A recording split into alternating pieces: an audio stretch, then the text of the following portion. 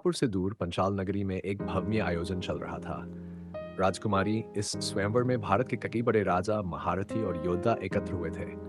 सभा में कौरवों, पांडवों, शल्य, शिशुपाल, जरासंध और अनेक क्षत्रिय वीर उपस्थित थे।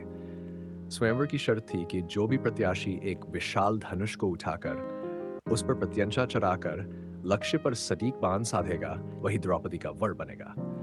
महाभारत के अन्यायों से आहत और समाज में अपने स्थान को लेकर सदैव संघर्षरत सूर्यपुत्र कर्ण भी इस स्वयंवर में उपस्थित थे। अंगराज कर्ण अपने पराक्रम और युद्धकला के लिए प्रसिद्ध थे, लेकिन समाज के ठेकेदारों ने उन्हें सदैव सुपुत्र कहकर अपमानित किया था।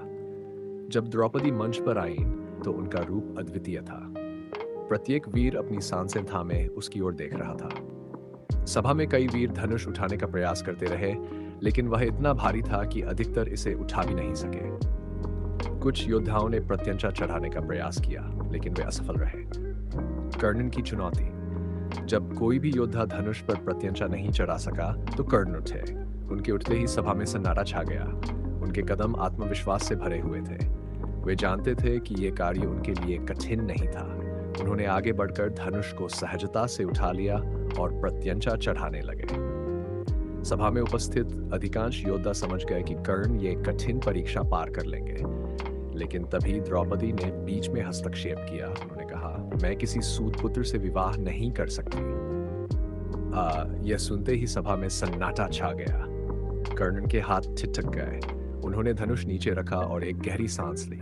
उनका हृदय जैसे टूट गया था। उनकी आंखों में वेदना थी, लेकिन चेहरे पर वही वीर मुस्कान थी। कर्ण का मौन अपमान, उन्होंने कुछ नहीं कहा, बस सभा को देखा। उनके मन में यह पीड़ा उमड़ रही थी कि उनकी वीरता और योग्यता का मूल्यांकन उनके जन्म से क्यों किया जा रहा है। क्या केवल क्षत्रिय कुल में जन्म लेना ही वीरता की पहचान थी? उनके हृदय में यह अपमान गहरी चोट कर गया। उन्होंने द्रौपदी को एक तीक्ष्ण दृष्टि से देखा और बिना कुछ कहे वापस अपने स्थान पर बैठ गए। दुर्योधन का क्रोध। यह अपमान देखकर कर्ण के मित्र दुर्योधन अत्यंत क्रोधित हो गए। उन्होंने सभा में ऊंची आवाज में कहा, क्या एक योद्धा का मूल्यांकन उसकी जाति से किया जाएगा? क्या यह स्वयंवर केवल राजकुमारों के लिए था? लेकिन सभा में कोई उत्तर नहीं आया। यह स्पष्ट था कि समाज ने कर्ण के साथ अन्याय किया था। निष्कर्ष, इस घटना ने कर्ण के मन में एक अमिट छाप छोड़ी। ये उनके जीवन के उन क्षणों में से एक था जिसने उनके हृदय में समाज के प्रति एक विद्रोही ज्वाला जला दी। यह केवल एक अपमान नहीं था, बल्कि यह उस अन्याय का प्रतीक था जिसे कर्ण जीवन भर सहते रहे।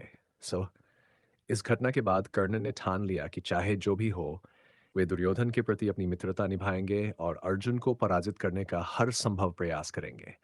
यही प्रतिज्ञा आगे चलकर महाभारत युद्ध का कारण बनी।